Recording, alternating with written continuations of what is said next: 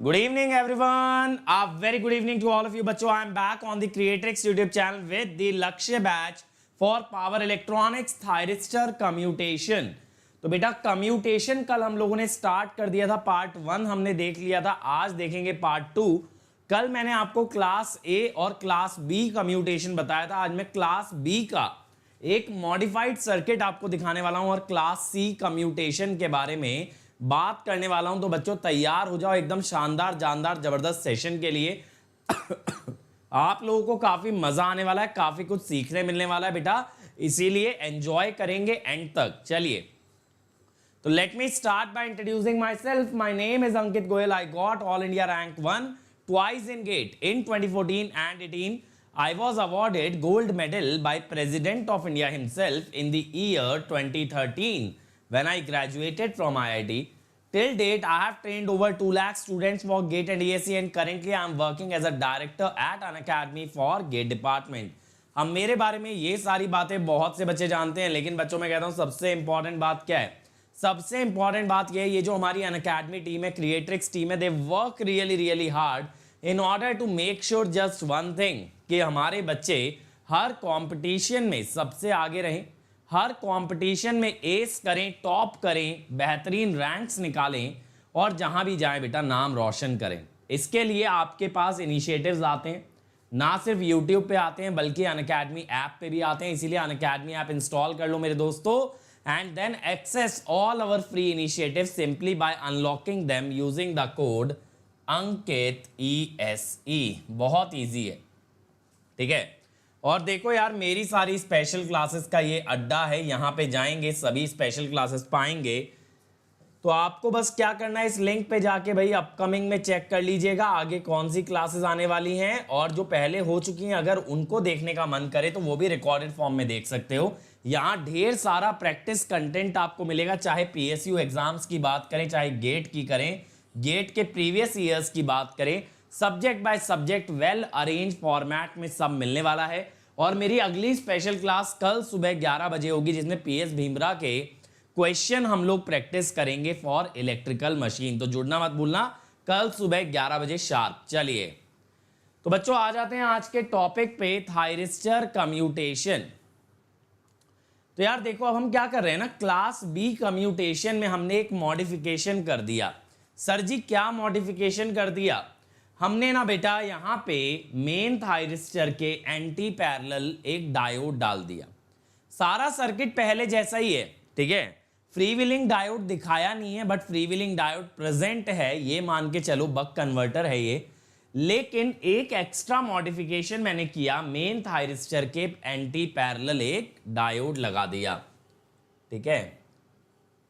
An anti parallel diode D2 is connected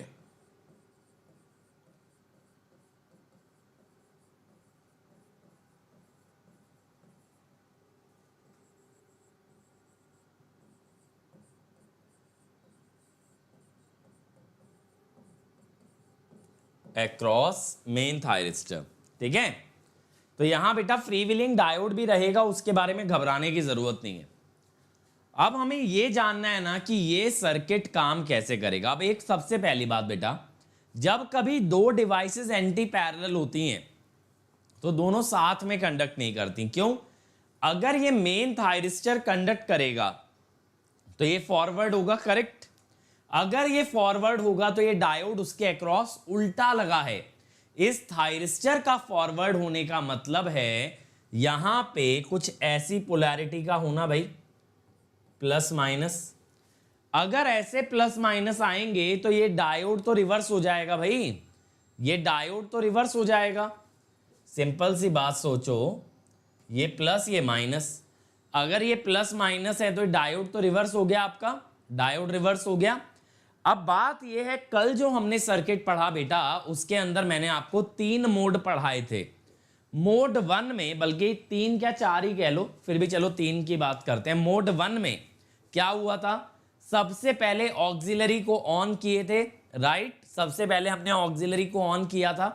एक LC oscillator बना था और मोड 1 के एंड पे कैपेसिटर की पोलैरिटी पलट चुकी थी, कैपेसिटर की पोलैरिटी पलट चुकी थी। फिर मोड 2 में गए, ये डायोड महाराज ऑन हुए, कैपेसिटर का करंट उल्टा बहने लगा, कैपेसिटर का करंट उल्टा बहने लगा, और जैसे ही उसने आई नॉट को काटा वैसे ही मेन थायरिस्टर ऑफ हो गया, वैसे ही आपका मेन थायरिस्टर बंद हो गया। फिर हमने बोला सप्लाई से आके करंट एल और सी के थ्रू होते हुए लोड में गया। तीसरा मोड यही तो था, करंट ऐसे गया था आपका कुछ इस टाइप से, और कैपेसिटर चार्ज हो गया था Vs तक। यही तो 3 मोड थे। उसके बाद फाइनली क्या हो गया था, यहां पे एक फ्री व्हीलिंग डायोड था और करंट फ्री व्हील करने लगा ऐसे, है ना, ये हो गया था फाइनली। अब बेटा यहां पे भी वहीं से शुरुआत होगी, सेम होगा। देखो हम यहां पे सबसे पहली बात क्या कहते हैं, when main thyristor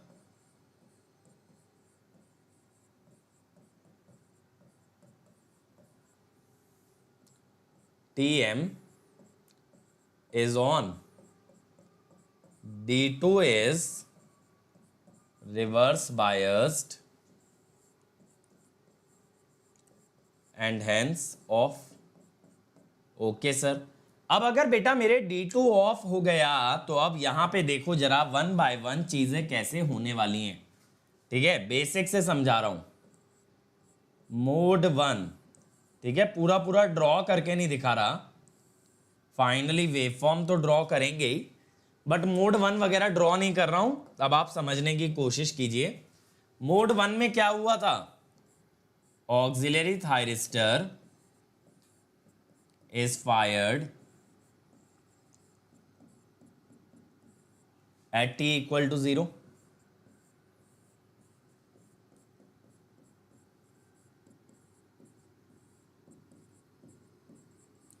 LC oscillator बन गया था।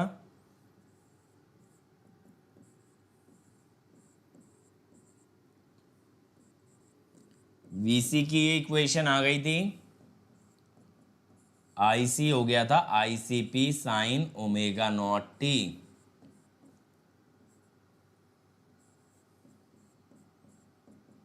है ना, ये हो गया था भाई। अब यहां पे क्या हुआ था, TA turns off at omega naught t equal to pi. Pi पे करंट ने रिवर्स होने की कोशिश की थी तो ऑक्सिलरी थायरिस्टर ने मना कर दिया था, भाई उल्टा करंट मैं अलाउ नहीं कर सकता, इसीलिए ऑक्सिलरी थायरिस्टर हो गया था बंद।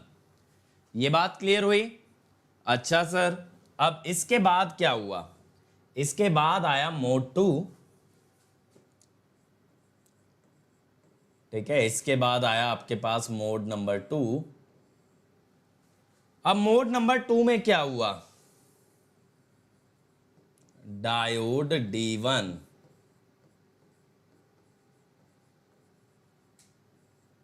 Turns on, sorry, diode D1 turns on,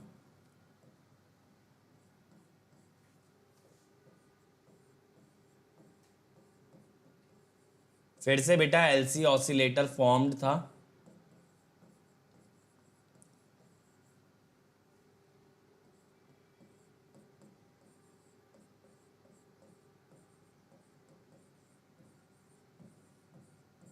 यहां पे अभी भी आईसी ऐसे ही आ रहा था, बट इन दोनों की पोलैरिटी और डायरेक्शन रिवर्स हो गई थी, correct, polarity and direction reverse, ठीक है। फिर हमने KCL की मदद से मेन थायरिस्टर का करंट निकाला था, I नॉट माइनस IC, ये लिखा था हमने, और हमने क्या बोला था कि TM turns of, TM turns of when ITM becomes 0, correct भाई, यही हुआ था। तो यहां से ओमेगा नॉट टी कितना आ गया था,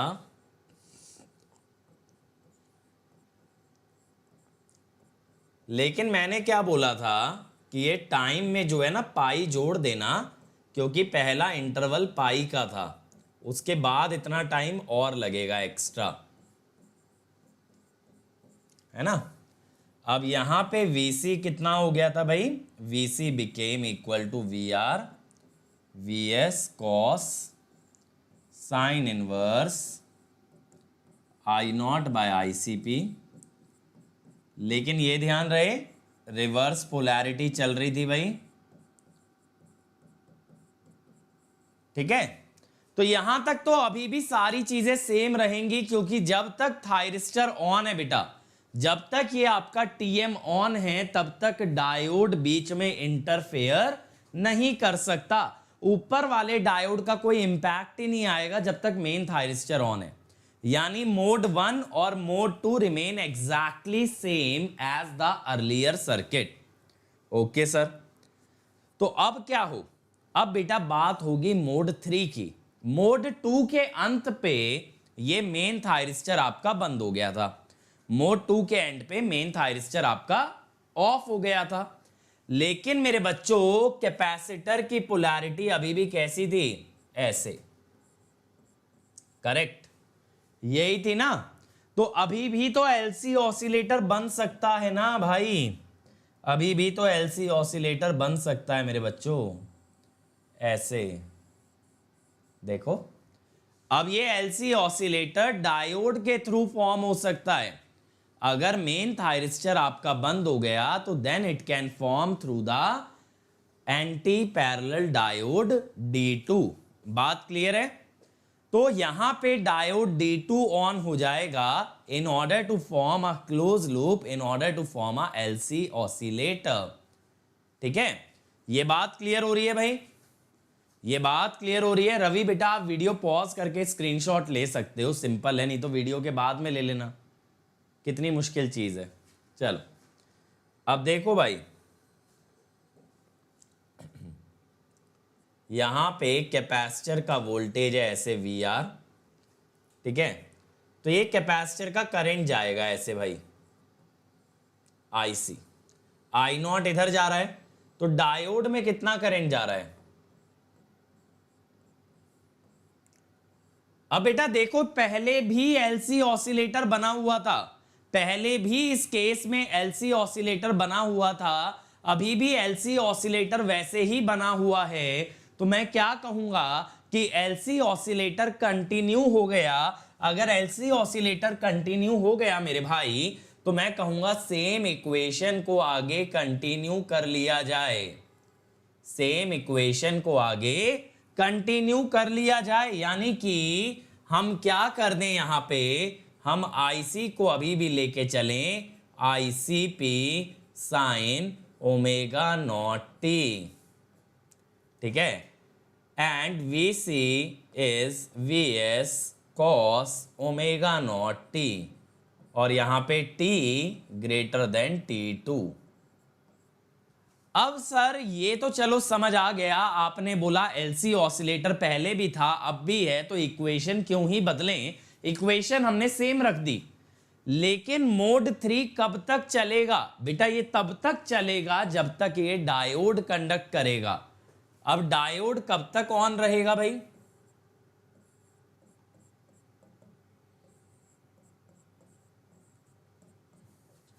जब तक IC माइनस I0 पॉजिटिव रहेगा।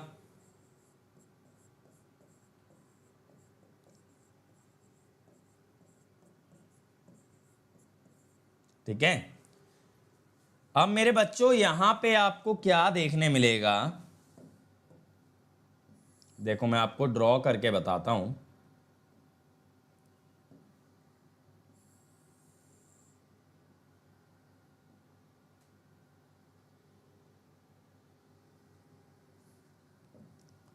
देखो यार, ये है आपके पास साइन का ग्राफ, ठीक है। ये है मान लो आई नॉट। अब ये देखो, जब ये पता है बराबर हुए थे तो यहां पे एक्चुअली आपका ना T2 टाइम आया था, यहां मेन थायरिस्टर टर्न ऑफ हुआ था, जहां कैपेसिटर का करंट आई नॉट के बराबर गया था। देखो हमने यही बोला था ना, आई टी एम आया था आई नॉट माइनस आई सी, तो हमने बोला था मेन थायरिस्टर बंद हो जाएगा जब इसका करंट जीरो हो जाए, यानी I C equal to I naught, I C equal to I naught. तो जब आई सी आई नॉट के बराबर आ गया था तो वहां पे मेन थायरिस्टर बंद हो गया था। अब इस वाले रीजन की आप बात कर रहे हो कि आई सी ग्रेटर देन आई नॉट रहेगा, तो इस रीजन में आपका डायोड ऑन रहेगा। समझ गए बात? आई सी ग्रेटर देन आई नॉट। अब यहां पे आके डायोड बंद हो जाएगा ये T3 टाइम। तो मैं कहता हूं T3 कैसे निकालोगे? अगर एक थीटा होता है तो दूसरा इंटरसेक्शन पाई माइनस थीटा होता है।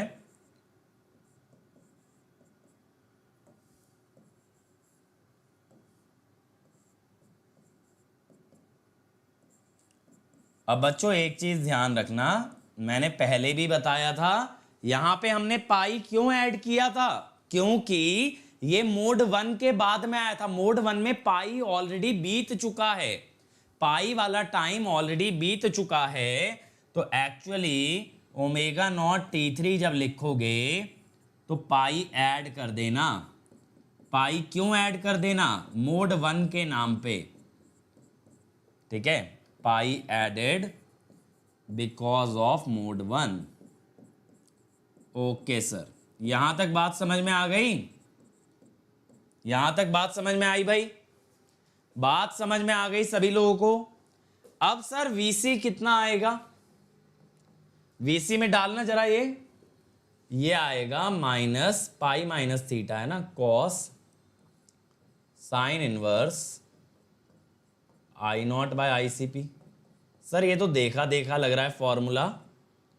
ये हो गया minus V R. Minus V R का क्या मतलब है? वोल्टेज अभी भी वी आर है but with opposite polarity, with opposite polarity. तो देखो यार, T2 पे वोल्टेज इतनी थी वी आर, T3 पे भी वी आर ही है, लेकिन T3 पे पोलैरिटी रिवर्स हो गई एज कंपेयर टू T2, ठीक है, एज कंपेयर टू T2। मेरे बच्चे, मेरे ब्लेसिंग सभी के साथ रहते हैं, जो भी बच्चे इस चैनल पे पढ़ रहे हैं नहीं पढ़ रहे हैं, जो भी बच्चा अचीव करे वो अपनी काबिलियत के अनुसार अचीव करे, कोई भी अंडर अचीव ना करे, ऐसा मैं हमेशा विश करता हूं सभी स्टूडेंट्स के लिए। ये बात क्लियर हो गई भाई यहां तक? चलो, तो मोड नंबर 3 थोड़ा सा बदल गया क्योंकि यहां पे एंटी पैरेलल डायोड कंडक्ट करने लगा। इसमें अगर कोई समस्या है तो बोलो, इसमें अगर किसी को कोई समस्या है मेरे भाई तो बोलो कि यहां पे मोड नंबर 3 हमने कैसे बनाया। अब मोड नंबर 3 के बाद भाई ऑक्सिलरी बंद, मेन थायरिस्टर बंद, एंटी पैरेलल डायोड बंद। तो अब क्या करें? अब लोड को करंट आई नॉट देना होगा through VS L C, through VS L and C। तो अब हम आ जाते हैं मोड नंबर 4 पे।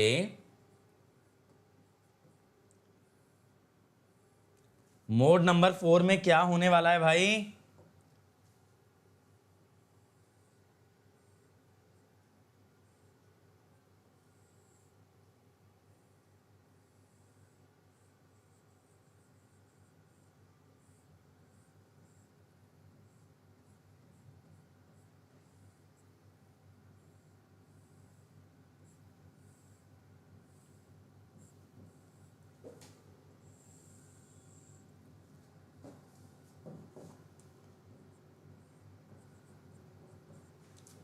अब भाई लोड में करंट जाएगा ऐसे,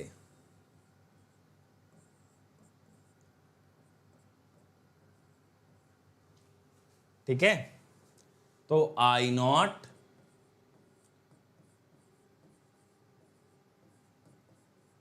flows through VS L C D1, है ना। अब यहां पे मैं क्या कहूंगा कि देखो VC एट T3 पे VR पहुंच चुका था और इसी पोलैरिटी में पहुंचा था, देखो जरा, इसी पोलैरिटी में पहुंचा था। ये बात समझ में आ रही है बेटा? हेल्थ इंपॉर्टेंट है बट साथ साथ आप लोगों का करियर भी इंपॉर्टेंट है ना। No doubt health is important. और मैंने आपको पहले भी एक चीज़ बोली है कि एक बार अगर मैंने कोई कोर्स कमिट कर दिया फिर मैं उसे कंप्लीट करवा के ही मानता हूँ। ओवर कमिटमेंट होगी नहीं और अंडर डिलीवरी कभी नहीं होगी। अंडर कमिट ओवर डिलीवरी जरूर हो सकती है। अब T3 पे वैल्यू है VR, अब मुझे नहीं पता किसी T टाइम पे है VC। तो अब यहां पे क्या हो गया, इंटीग्रेशन का रिजल्ट। अब हमें पता है कैपेसिटर कहां तक चार्ज होता है, कैपेसिटर चार्ज होता है Vs तक। Vs तक जाने के बाद क्या होता है, फ्री व्हीलिंग डायोड कंडक्ट करने लगता है। याद है लास्ट लेक्चर में ऐसा ही हुआ था, capacitor charges up to a maximum of Vs above which freewheeling diode starts to conduct। तो बेटा यहां पे अगर आप Vs रख दोगे ना,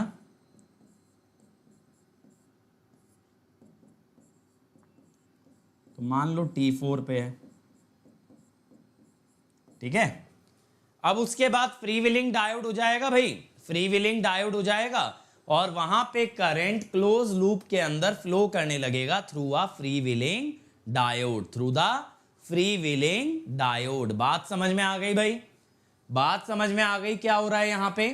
सबसे पहले मोड 1 और मोड 2 सेम रहे, मोड 3 बदला क्योंकि मोड 3 के अंदर एंटी पैरेलल डायोड ने कंडक्ट किया, वहां कैपेसिटर की वोल्टेज गई -VR से +VR। उसके बाद मोड नंबर 4 की अगर बात करें, यहां वही लीनियर चार्जिंग वाली कंडीशन है और उसकी मदद से कैपेसिटर Vs तक चार्ज होता है, जिसके बाद फ्री व्हीलिंग डायोड से करंट एक लूप के अंदर बहने लगेगा। तो यहां पे भाई अगर हम ड्रॉ करें डायग्राम,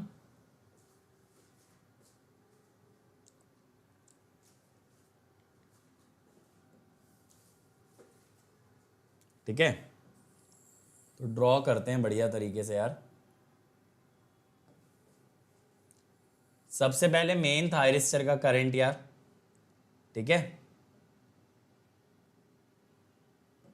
इसके बाद इंडक्टर का करंट, इसके बाद कैपेसिटर की वोल्टेज, डायोड का करंट ड्रॉ कर लेते हैं, ठीक है, मोर देन इनफ है। हाँ,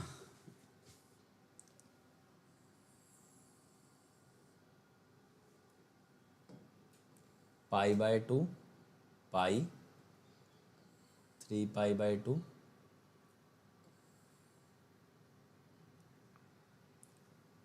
2π।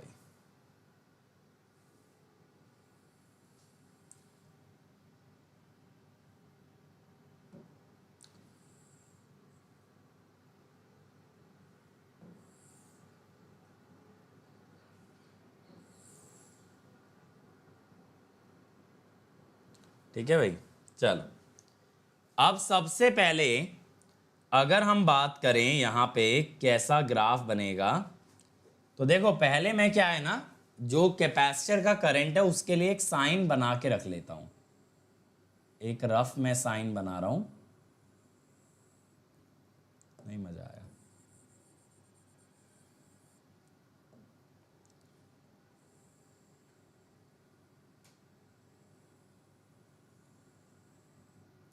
और वोल्टेज में एक कोसाइन बना ले रहा हूं, ठीक है। ये हमने बना लिए। ग्राफ को ट्रेस करने के लिए भाई, ग्राफ को ट्रेस करना है ना हमें, तो जरूरी नहीं कि पूरा साइन आए, पूरा साइन आए जरूरी नहीं है, बट यहां पे साइन का कुछ हिस्सा आएगा।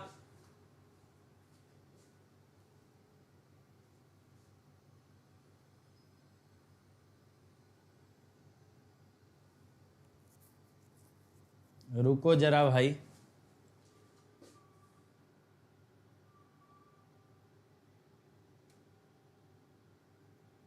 चल। हाँ, कौन सी भाई पावर इलेक्ट्रॉनिक्स की क्वेश्चन सीरीज जिसका टाइमिंग तुम सुबह 10 बजे करा रहे हो? कौन सी क्वेश्चन सीरीज आ गई? मेरी नॉलेज में तो नहीं है ऐसी कोई सीरीज।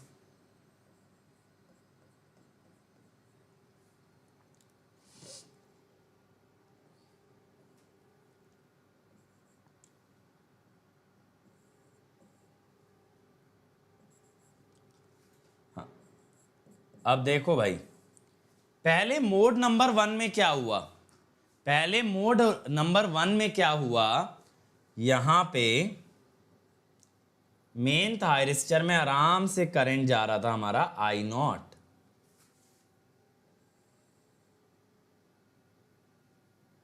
ठीक है। और यहां पे आपका ये जो थायरिस्टर था, ऑक्सिलरी थायरिस्टर के कारण एलसी ऑसिलेटर में से करंट जा रहा था साइन वाला, ठीक है। और कैपेसिटर पे वोल्टेज आ रही थी कोसाइन की, ठीक है भाई। ये बन गया था ग्राफ। कौन सा मॉर्निंग 8 AM क्वेश्चन चल रहा है भाई? कोई भी नहीं चल रहा। 8 बजे तो मैं सो के उठ रहा हूं आजकल। चलो, यहां तक बात क्लियर हुई हमारी, ठीक है जी। अब इसके बाद क्या हुआ? मोड नंबर 2 में हमारा करंट कैपेसिटर का तब तक चला जब तक कि वो I0 के बराबर नहीं हो गया, है ना। अब जैसे ही I0 के बराबर हुआ बच्चों, तुरंत क्या हुआ?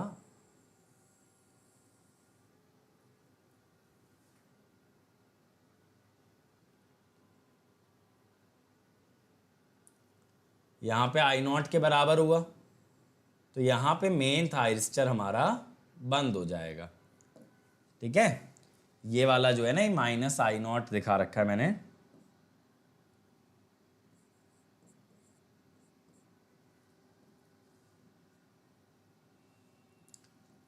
तो देखो यहां तक करंट आपका ऐसे ही चलेगा, और जैसे जैसे नेगेटिव में बढ़ेगा ना, वैसे वैसे मेन थायरिस्टर का करंट हमारा गिरने लगता है। ऐसे ये गिरता है, गिरता ही जाता है, गिरता ही जाता है, ठीक है। अब यहां पे कैपेसिटर की वोल्टेज बढ़ने लगती है, तो ये कहां तक आ जाती है? ये यहां पे आ जाती है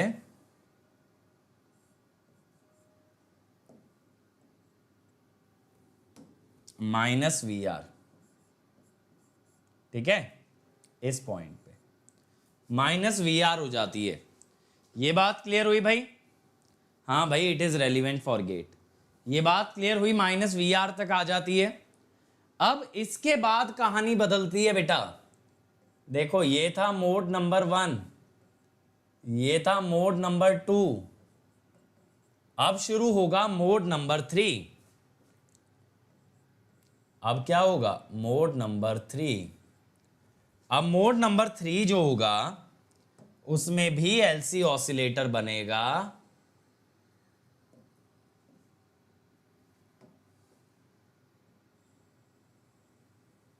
यहां तक, और ऐसे ही कैपेसिटर की वोल्टेज चढ़ेगी यहां तक, ठीक है।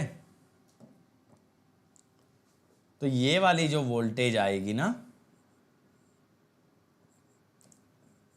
This will again be VR। तो -VR से VR चढ़ेगी, और इस दौरान भी आपका साइन और कोसाइन वाला ग्राफ ही चलेगा, क्योंकि एलसी ऑसिलेटर अभी भी बना हुआ है। अब इसके बाद क्या होगा, इसके बाद ना बेटा वोल्टेज लीनियरली चढ़ती है, वीआर से लेके वीएस तक वोल्टेज लीनियरली चढ़ती है। कहां तक, वीएस तक। And after that voltage remains constant. अब इस दौरान कैपेसिटर का करंट भी कांस्टेंट रहेगा भाई।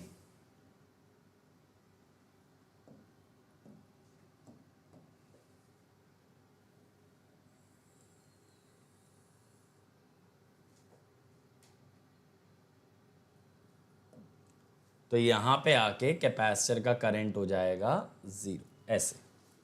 ठीक है, तो यहां पे कैपेसिटर से एक constant current I not flow कर रहा है भाई। यहां पे कांस्टेंट करंट आपका आई नॉट फ्लो कर रहा है, और कैपेसिटर की वोल्टेज लीनियर चार्ज हो रही है।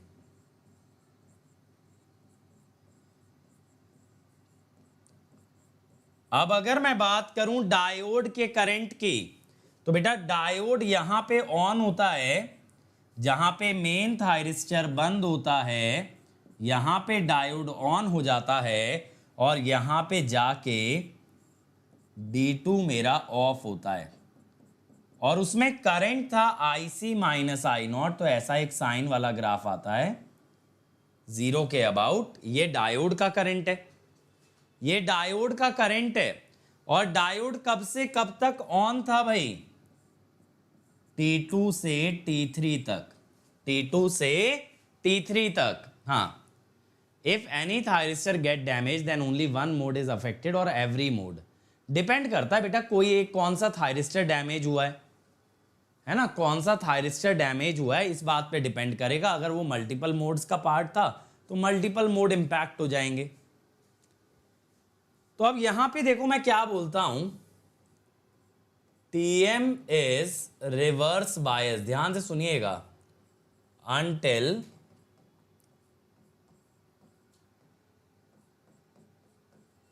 D2 is forward bias. जब तक D2 फॉरवर्ड बायस है तब तक मेन थायरिस्टर मेरा रिवर्स बायस रहने वाला है भाई। तब तक मेन थायरिस्टर रिवर्स रहेगा, यानी सर्किट टर्न ऑफ टाइम होगा T3 माइनस T2।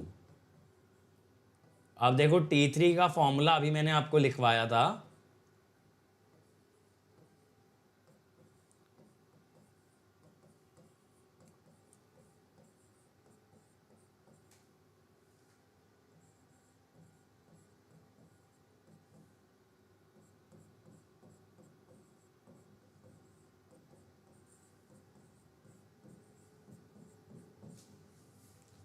तो ओमेगा नॉट TC हो जाएगा दोनों का डिफरेंस।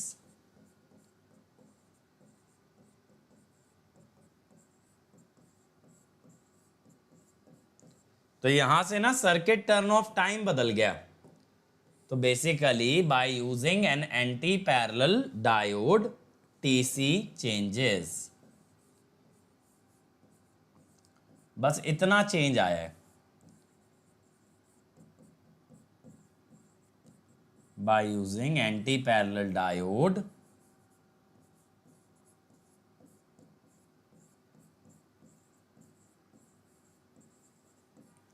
TC changes. ठीक है भाई, ये बात क्लियर हो गई। तो बस इस फॉर्मूले में चेंज आएगा। तो अब अगर इसकी समरी लिखे हम क्लास बी की,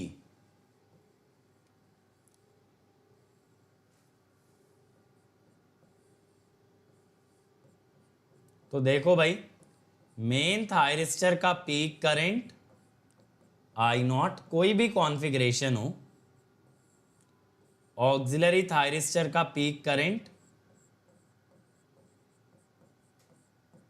VS रूट ओवर C/L, जिसको हम कहते हैं ICP। Conduction time of auxiliary thyristor mode 1 वाला time pi root LC। Pi root L C कैसे लिखा है ना, pi by omega naught, omega naught 1/√LC होता है। फिर TM turns off eight T2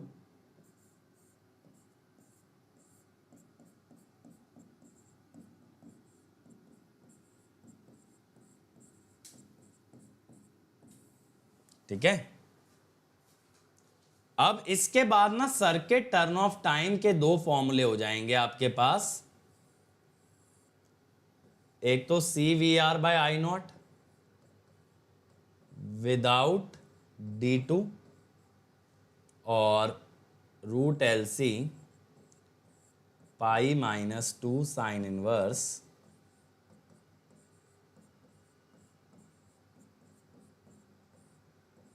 with D2। ठीक है। अब यहां पे VR क्या होगा,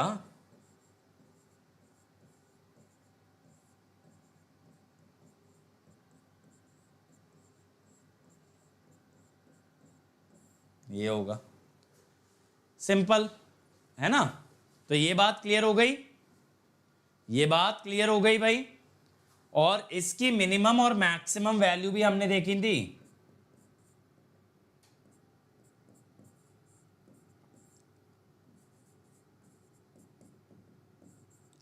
इसके बाहर सवाल नहीं आएगा भाई, जो मैंने इस स्लाइड में लिख दिया है इसके बाहर नहीं पूछा जाएगा। ठीक है भाई। नंबर ऑफ क्लास कम कर दिए हैं क्या सर? नहीं बेटा, मैं बीमार था इस वजह से नहीं ले पाया, चिंता मत करो, इस बार सैटरडे भी लूंगा, है ना। सितंबर में मैं तुम्हारा गेट का सिलेबस कवर कर दूंगा, डोंट वरी अबाउट इट। सितंबर में खूब आराम से जितना गेट में आता है ना पावर इलेक्ट्रॉनिक्स उतना पूरा हो जाएगा। नंबर ऑफ लेक्चर्स बेटा अभी इसके बारे में तो मुझे भी नहीं पता कितने लेक्चर लगेंगे, क्योंकि मैं hardly 8 to 10 days in advance plan करता हूँ। ऐसा नहीं होता कि पूरा course end to end plan कर दिया जाए। ठीक है भाई, चलो अब आते हैं क्लास सी कम्यूटेशन पे। किस पे आ रहे हैं? क्लास सी पे। क्लास सी कम्यूटेशन को एक और नाम से जानते हैं, कॉम्प्लीमेंट्री कम्यूटेशन। किस नाम से भाई? Complementary commutation. अब यहां पे देखो यार, मेन और ऑक्सिलरी का कोई फंडा नहीं है। यहां पे मेन और ऑक्सिलरी का ना कोई फंडा नहीं है। यहां पे बस दो थायरिस्टर हैं, T1 और T2, उनके बीच में हमने लगा रखा है एक कैपेसिटर। और इसका यूज कहां होता है ना, ये यूज किया जाता है बेटा इन्वर्टर्स में, खास करके करंट सोर्स इन्वर्टर में। कहां पे यूज किया जाता है सबसे ज्यादा? करंट सोर्स इन्वर्टर में। तो यहां पे क्या होता है, कॉम्प्लीमेंट्री इसलिए बोलते हैं बच्चों क्योंकि अगर आप एक थायरिस्टर को ऑन करोगे ना T1 को, तो T2 बंद हो जाएगा, और T2 को ऑन करोगे तो T1 बंद हो जाएगा। ठीक है, तो इसे कॉम्प्लीमेंट्री क्यों बोलते हैं? If one thyristor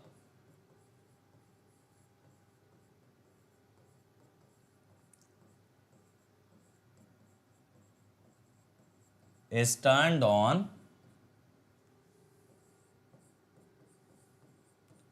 other turns off and vice versa, इसीलिए इसे कॉम्प्लीमेंट्री बोला जाता है। ठीक है भाई, इसीलिए इसको क्या बोला जाता है? कॉम्प्लीमेंट्री बोला जाता है। अब यहां पे क्या होगा देखो, इनिशियली ऐसा मान लो भाई, इनिशियली ऐसा मान लो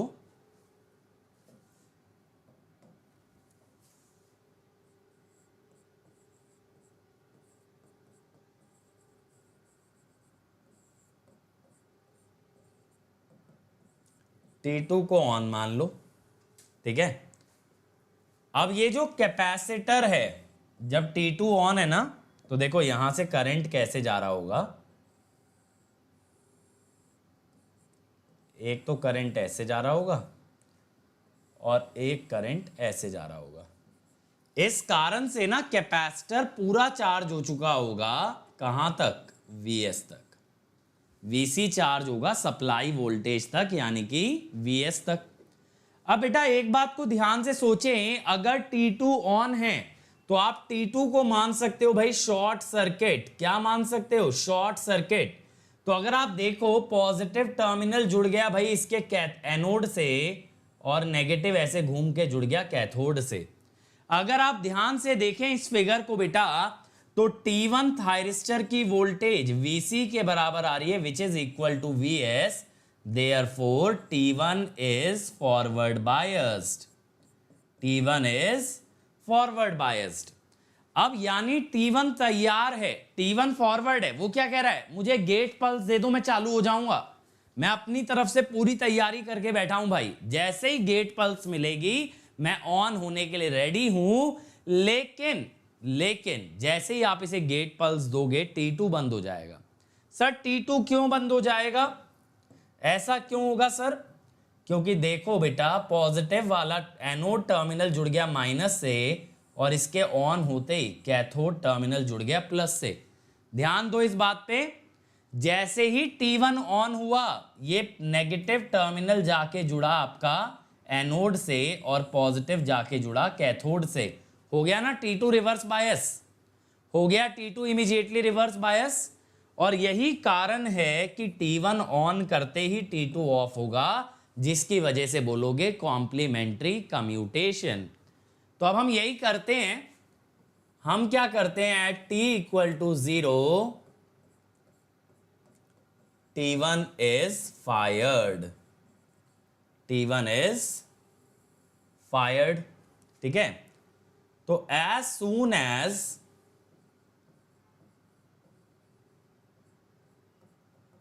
T1 is on, थायरिस्टर 2 का वोल्टेज हो जाता है, देखो माइनस वाला प्लस से और प्लस वाला माइनस से, VT2 is minus VC which is negative, तो रिवर्स बायस। ठीक है सर। अब क्या होगा भाई? अब जो भी करंट गुजरेगा वो गुजरेगा किससे? वो गुजरेगा T1 से। तो देखो एक करंट तो ऐसे डायरेक्टली आएगा और एक ऐसे आएगा, ये घूम करके ना फिर दोनों जुड़ के इसमें ऐड हो जाएंगे। तो यहां दो करंट आएंगे, एक तो R1 वाला आएगा और एक R2 और C से होता हुआ आएगा। अब ध्यान देना बच्चों, ये जो करंट लेफ्ट में आ रहा है आपका, ये कोशिश करेगा कैपेसिटर को उल्टा चार्ज करने की। ठीक है, तो यहां पे हम क्या कह रहे हैं, T1 में दो करंट आ रहे हैं, एक IR1 और एक IR2C। अब हम क्या कह रहे हैं, IR2C tends to charge capacitor in reverse direction।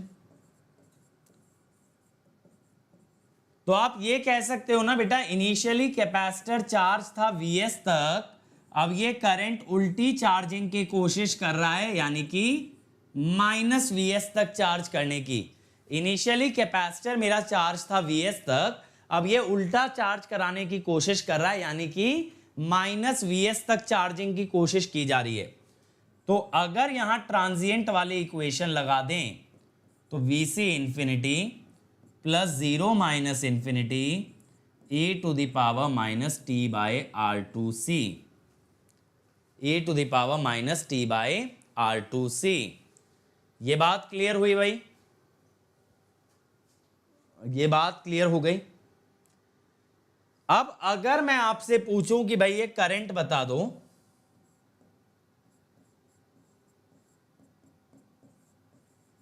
तो आप लिखना minus C DVC by D T. Sir ऐसा क्यों करें, प्लस क्यों ना लिख के? ध्यान से देखो, ये मैंने कैपेसिटर की पोलैरिटी मानी है, करंट इसके पॉजिटिव से निकल रहा है। जब भी कैपेसिटर के पॉजिटिव से करंट बाहर जाता है तब करंट लिखा जाता है minus C DV by D T, ना कि C DV by D T. इसका डेरिवेटिव 0, यहां माइनस आएगा, माइनस माइनस प्लस, तो ये हो गया। समझे बच्चों? ये नेटवर्क का बेसिक है। अगर कैपेसिटर के पॉजिटिव टर्मिनल से करंट निकल रहा है तो minus C D V by D T लगाओगे।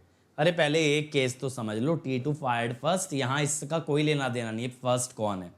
T1 चल रहा होगा तो T2 को फायर करोगे, T2 चल रहा होगा तो T1 को फायर करोगे। अभी हम T1 की स्टेडी स्टेट में पहुंच जाएंगे, फिर हम कहेंगे T1 चल रहा है लंबे समय से, अब T2 को ऑन कर दो। ठीक है, पहले हम कह रहे हैं T2 चल रहा है लंबे समय से, T1 को ऑन कर दिया, क्या फर्क पड़ता है। ठीक है, चलो भाई यहां तक हमको बात समझ में आ गई। अब मैं यहां पे क्या कहता हूं कि ये जो R1 रेजिस्टेंस है इसका करंट तो बड़ा सिंपल है, VS बाय R1, और सब मिला मिलू के T1 का करंट आ जाता है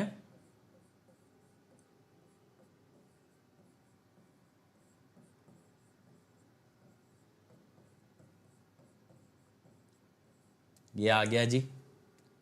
ठीक है,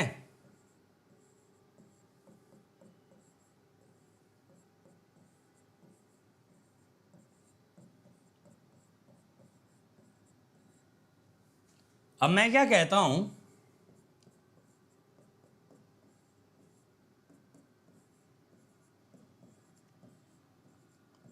ये बात भी सही है।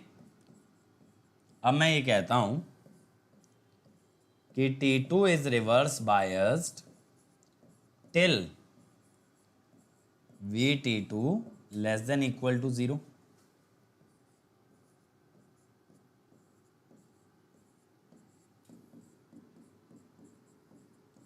तो यहां से पता है टाइम कितना आ जाएगा, तो ये वैल्यू मुझे मिल जाएगी, this is the circuit turn off time for T2।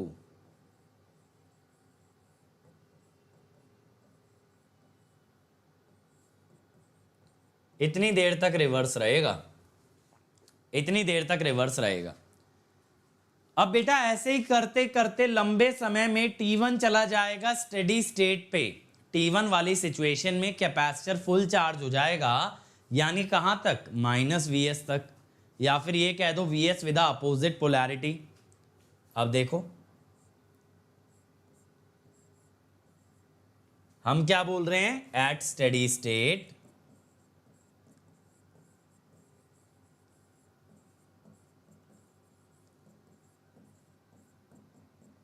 ठीक है भाई। अब आपने क्या किया ना, अब आपने T2 को ट्रिगर किया। अब बेटा यहां पे T2 फायर कर दिया, क्योंकि ये सोचो ना, जब कैपेसिटर माइनस VS पहुंचा है, ध्यान से सुनिएगा, जब कैपेसिटर माइनस VS पहुंचा है तब ये VT2 क्या आ गया, प्लस VS, VT2 क्या आ गया, प्लस VS, यानी T2 हो गया फॉरवर्ड बायस। तो मैं कहता हूं as soon as VC becomes negative VT2 become positive, forward blocking mode. अभी आएगा बेटा R1 का सिग्निफिकेंस, रुकिए, forward blocking mode. Okay sir, अब ये फॉरवर्ड ब्लॉकिंग में पड़ा था, तुम जब चाहते तब इसे गेट पल्स दे सकते थे।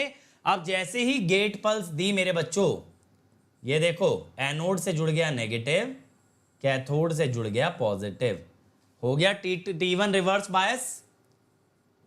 As soon as T2 is fired, T1 becomes off। चलो जी, T1 हो गए बंद, है ना। तो ये काम आप पहले भी कर सकते थे। पहले ये मान लेते T1 पहले से ऑन है तो T2 को ऑन करके T1 को बंद कर देते। मैंने मान लिया कि पहले से T2 ऑन था तो T1 को ऑन करके उसको ऑफ कर दिया। अब यहां पे बेटा जब T2 ऑन है ना, तो करंट जाने के दो रास्ते,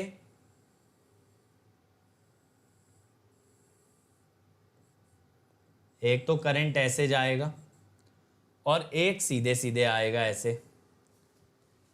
तो अब मैं कहूंगा IT2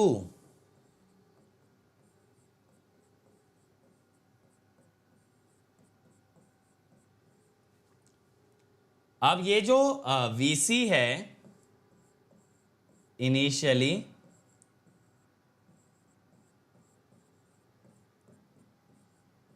-Vs पे है, फाइनली ये चार्ज होने की कोशिश करेगा बेटा +Vs तक, इस पोलैरिटी से करंट के अनुसार +Vs पे जाने की कोशिश करेगा। अब करंट पलट गया ना भाई, पहले देखो करंट लेफ्ट में जा रहा था तो ये Vs से -Vs जाने की कोशिश कर रहा था, अब करंट राइट में जा रहा है तो -Vs से Vs ले जाने की कोशिश करेगा।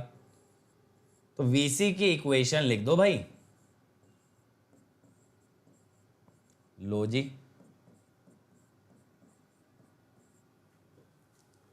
अब यहां पे हम क्या कहते हैं कि अगर हम देखें थायरिस्टर T1 की वोल्टेज, तो VT1 is VC is reverse biased till VC is negative। जब तक VC नेगेटिव रहेगा T1 रिवर्स बायस रहेगा।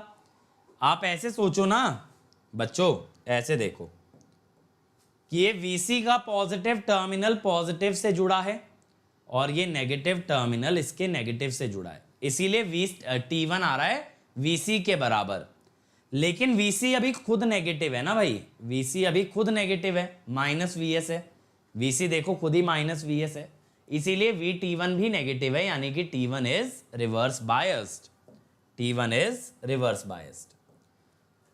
अब मैं यहां पे क्या करता हूं भाई, IR1C, अब की बार CdVC/dt लगा लो जी। क्यों सर जी? क्योंकि बेटा करंट अब की बार पॉजिटिव में घुस रहा है ना, तो CdVC/dt, इसका डेरिवेटिव 0,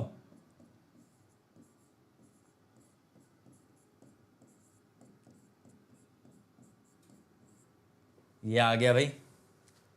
अब यहां पे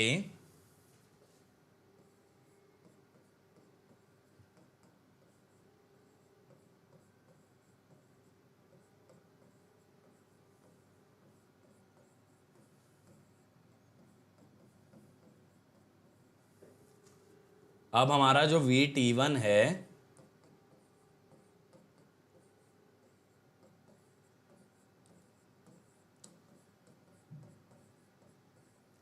तो हमने क्या बोला, T1 is reverse bias till VT1 is less than equal to 0।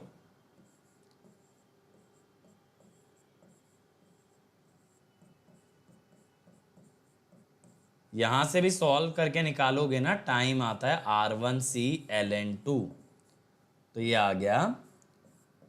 तो देखो R1 आता है circuit turn off time of T1 में,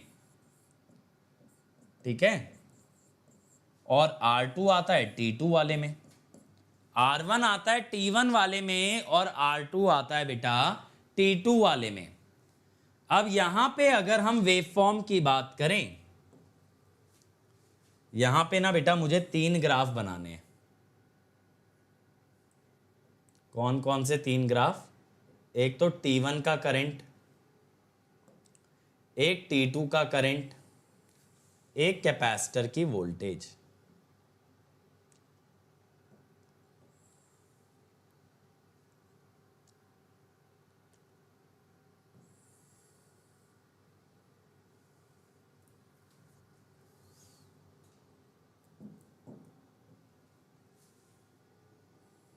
देखो कैपेसिटर की वोल्टेज दो लिमिट्स के बीच में ही जा सकती है, Vs और -Vs। यहां पे एक कांस्टेंट करंट के ऊपर एक एक्सपोनेंशियल ओवरलैप्ड होता है,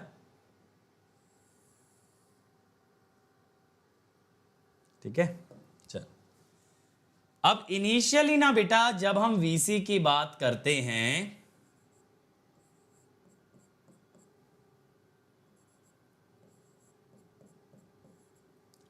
तो Vc इनिशियली Vs था। अब क्या हुआ, जैसे ही देखो इनिशियली आप एक चीज देखें, जैसे ही आपने T1 को ट्रिगर किया, T1 को ट्रिगर अगर आपने किया तब क्या होगा, T1 को ट्रिगर करते ही आपके कैपेसिटर की इक्वेशन कुछ ऐसी बन जाएगी, कैपेसिटर की वोल्टेज जाने लगेगी Vs से माइनस Vs, Vs से माइनस Vs, ठीक है। ऐसे चली जाएगी भाई एक्सपोनेंशियली, Vs से कहां पहुंच जाएगी, माइनस Vs। अब इस दौरान T1 का जो करंट था, अगर आप देखोगे T1 का करंट ये रहा, एक तो Vs/R1 एक कांस्टेंट टर्म थी और एक टर्म थी बेटा एक्सपोनेंशियली डिकेइंग। तो एक कांस्टेंट टर्म थी, देखो ये रही Vs/R1, और इसके ऊपर से एक एक्सपोनेंशियली डिकेइंग टर्म आ रही थी आपके पास। तो देखो ये बंद पड़ा था पहले,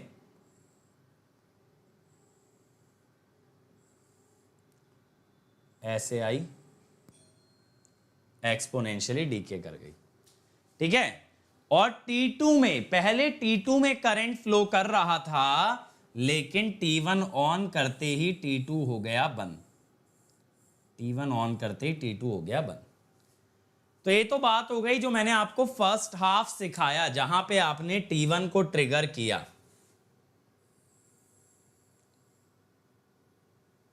अब क्या होगा, अब आप कुछ समय बाद यहां पे ऐसा ही चलने दो, कुछ टाइम तक, कोई दिक्कत वाली बात नहीं है,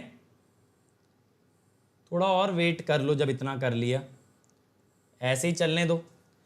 अब कुछ टाइम के बाद आप क्या करते हो ना, आप कहते हो बहुत देर हो गई अब T1 को चलते चलते, अब मैं T2 को चलाऊंगा। तो आप क्या करते हो, आप T2 को ऑन कर देते हो भाई। T2 को ऑन करते हो तो कैपेसिटर की वोल्टेज जाना स्टार्ट करती है, कहां पे जाना स्टार्ट करती है, टुवर्ड्स Vs। तो और क्या लेना चाहिए बताओ, यही तो बोलोगे ना, जब नेगेटिव है वोल्टेज तभी तो रिवर्स बायस रहेगा।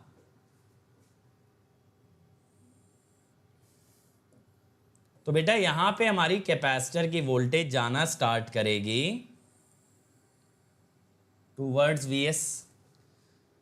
अब जैसे ही आपने T2 को ट्रिगर किया, तुरंत T1 ऑफ हो गया, तुरंत आपका T1 ऑफ हो गया। अब यहां पे क्या होगा,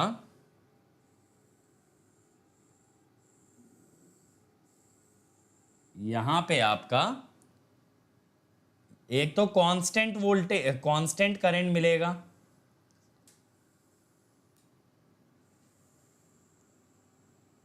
और एक ये आ जाएगा।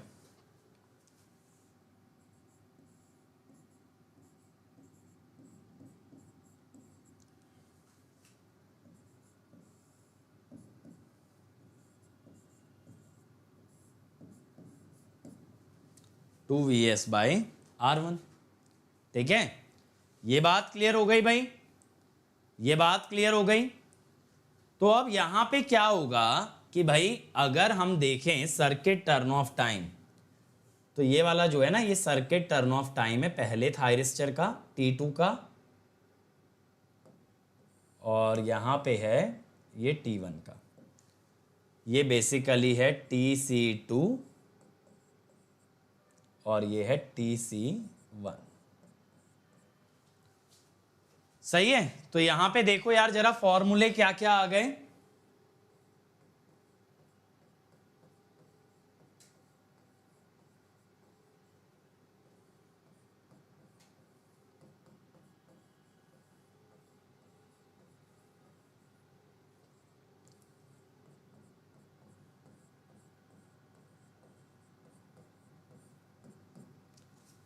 T1 पीक होता है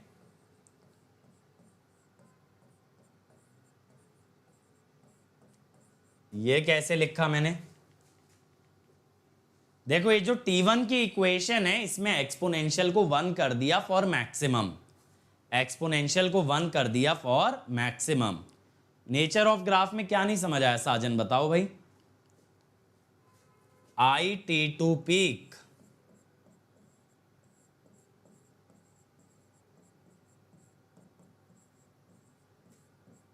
Vs/R2 प्लस 2Vs/R1। अब इसमें ना बहुत बार क्या होता है, ये पूछता है सक्सेसफुल कम्यूटेशन के लिए कितना कैपेसिटेंस लेना पड़ेगा, ठीक है। तो हम कहते हैं जितना ज्यादा उतना बेहतर, क्योंकि ज्यादा है तो ज्यादा देर तक रिवर्स बायस रहेगा, तो उसमें चांसेस है कि ऑफ हो ही जाएगी डिवाइस। समझ रहे हो? मान लो वो TC1 और TC2 देके तुमसे ये पूछे कितना कैपेसिटर लगाएं, तो तुम ऐसे निकालोगे, दोनों में से जो बड़ा आएगा, दोनों में से जो भी बड़ा आएगा वो लेना पड़ेगा, क्योंकि बड़ी कैपेसिटेंस का मतलब ज्यादा सर्किट टर्न ऑफ टाइम, ज्यादा सर्किट टर्न ऑफ टाइम का मतलब ज्यादा देर तक रिवर्स बायस किया, और अगर ज्यादा देर तक रिवर्स बायस करोगे तो आराम से डिवाइस बंद हो जाएगी, कोई दिक्कत नहीं आने वाली है। और यहां पे TC जो होता है ना, that is safety factor into TQ। TQ मैंने बताया था ना, लास्ट लेक्चर में ही बताया था, device turn off time.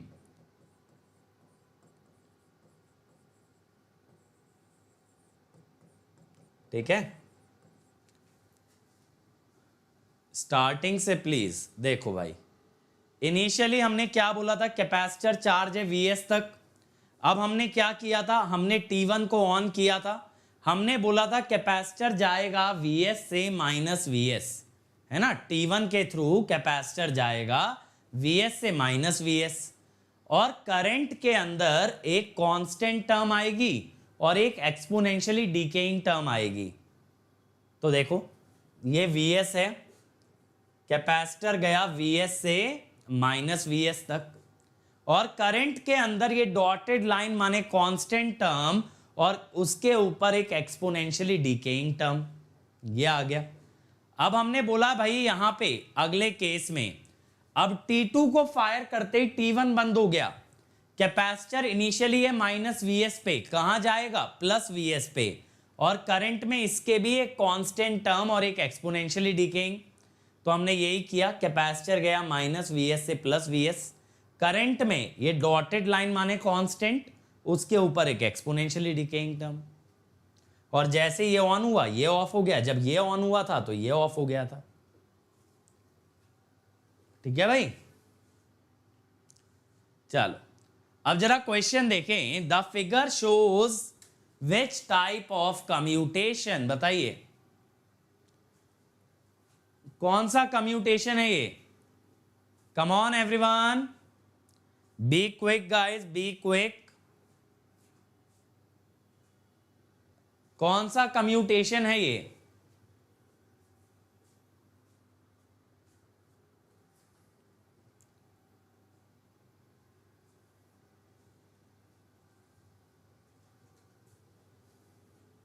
Class C, अभी अभी देख के आ रहे हैं, क्लास सी कम्यूटेशन है। Okay, next question, the type of commutation when the load is commutated by transferring its load current to another incoming thyristor.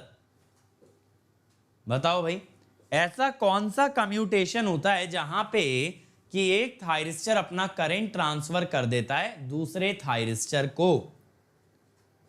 बताओ भाई क्या होता है। यस, क्लास सी और कॉम्प्लीमेंट्री। यहां पे क्या होता है, जैसे ही दूसरा ऑन करते हो वैसे ही उसका करंट दूसरे थायरिस्टर को ट्रांसफर हो जाता है। अगर T2 ऑन करोगे तो T1 बंद हो जाएगा और करंट किससे जाने लगेगा, T2 से। A conducting SCR can be opened by reducing, क्या करना पड़ेगा, 0। एक थायरिस्टर को ओपन सर्किट करने के लिए क्या 0 करोगे भाई, जल्दी से बोलो, क्या 0 करोगे एक कंडक्टिंग थायरिस्टर को ओपन करने के लिए बच्चों? What will you have to reduce to 0? Anode current. Anode current जब 0 होता है तभी एक थायरिस्टर ऑफ होता है। ठीक है जी, अब क्या पूछ रहा है, read the following statements with regards to the figure. ठीक है जी, अब आपको बताना इनमें से कौन सी करेक्ट स्टेटमेंट्स हैं, बताइए जी।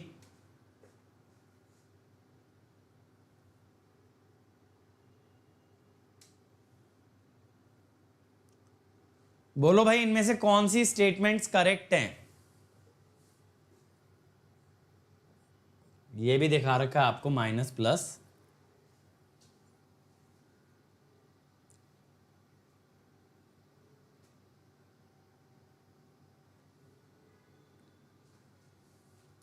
देखो जैसी पोलैरिटी दिखाई है उस अनुसार जैसे ही आप T2 को ऑन करोगे ना T1 रिवर्स हो जाएगा।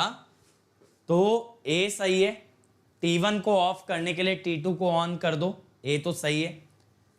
अब at the time of turn on जैसे ही T2 टर्न ऑन होगा, जैसे ही T2 टर्न ऑन होगा तो कितना करंट जाएगा, देखो Vs बाय R2 तो ऐसे जाएगा और C वाला करंट इधर से जाएगा, तो Vs बाय R2 तो यानी C। तो आंसर इज ए एंड सी। ऑल करेक्ट नहीं है क्योंकि जो पोलैरिटी दी है वो भी देखना पड़ेगा। विनय क्वेश्चन में लिखा है capacitor C is charge to VDC with polarity as shown.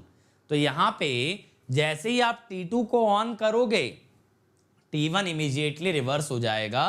उल्टा नहीं कह सकते ना, उल्टे के लिए कैपेसिटर की पोलैरिटी पलटनी जरूरी है।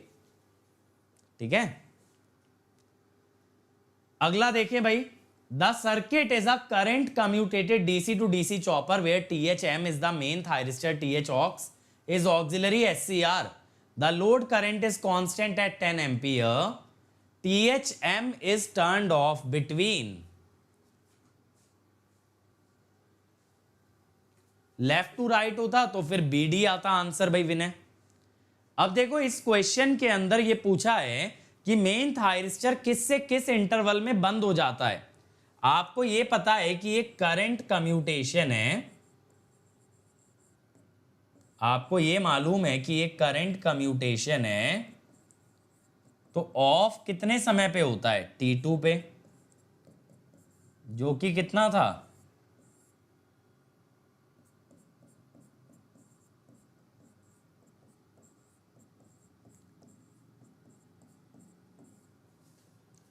अब आप ये जानते हो ना बेटा T2 की मिनिमम वैल्यू क्या है, π√LC कितना आएगा, L दे रखा है 25.28, ठीक है माइक्रो, और C दे रखा है 10 माइक्रो, तो ये आया 50 माइक्रो सेकेंड। और T2 की मैक्सिमम वैल्यू भी आप जानते हो,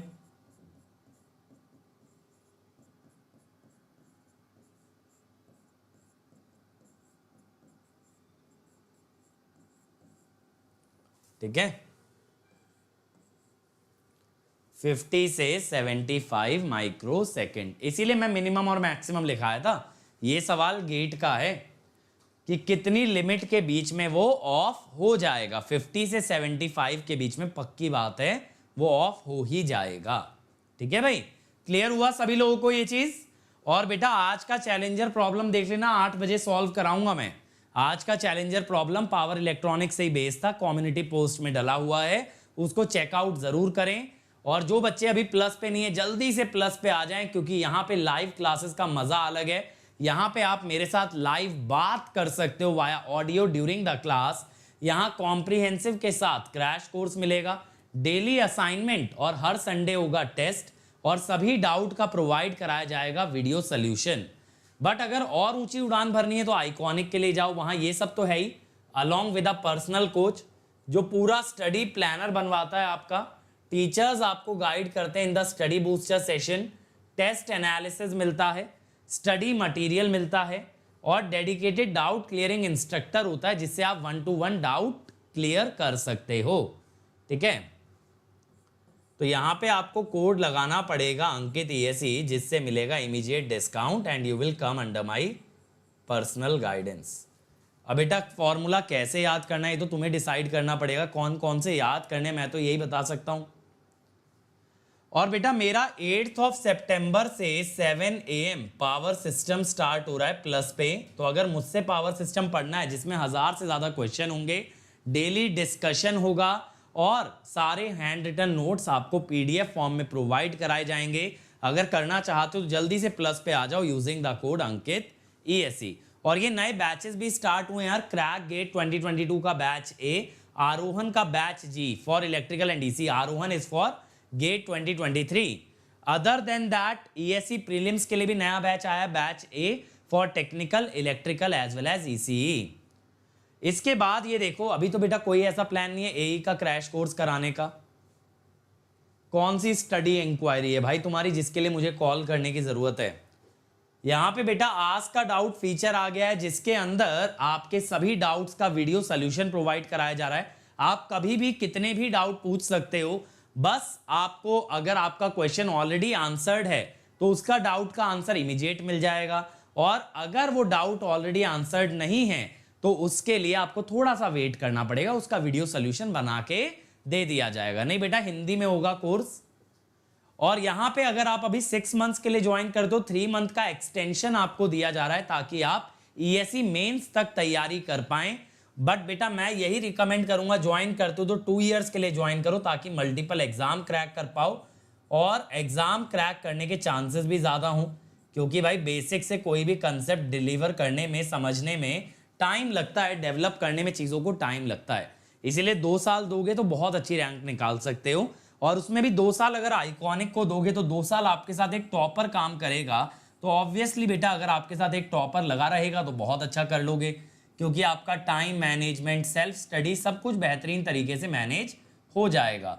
बस कोड याद रखना अंकित ईएससी। अमाउंट ज्यादा लगे तो कोई बात नहीं, आप इस अमाउंट को ईएमआई में भी पे कर सकते हो या फिर अनअकैडमी से एजुकेशन लोन की फैसिलिटी ले सकते हो। और अगर कोई भी आपकी क्वेरी है आप मुझे अनअकैडमी आईडी पे मैसेज कर सकते हो। This is my Unacademy ID, ठीक है। और ये है मेरा टेलीग्राम चैनल जहां हम कराते हैं डेली क्विजेस, तो डेली क्विजेस का हिस्सा बने और अपनी परफॉर्मेंस को लगातार जज करते चलें। So thank you everyone, like share subscribe करना ना भूलें और कमेंट जरूर करें वीडियो कैसा लगा। फिर कल मिलेंगे same time same place, commutation को वाइंड अप करेंगे, और परसों मैं कराऊंगा कम्यूटेशन का डीपीपी, जिसके बाद आपका chopper from GATE point of view finish हो जाता है। उसके बाद चॉपर के अंदर कुछ भी नहीं बचेगा गेट के पॉइंट ऑफ व्यू से। मैं 1 या 2 लेक्चर और लूंगा एसएमपीएस पे, then we will move on to inverters. तो बच्चों मिलते हैं कल same time same place, let's crack it.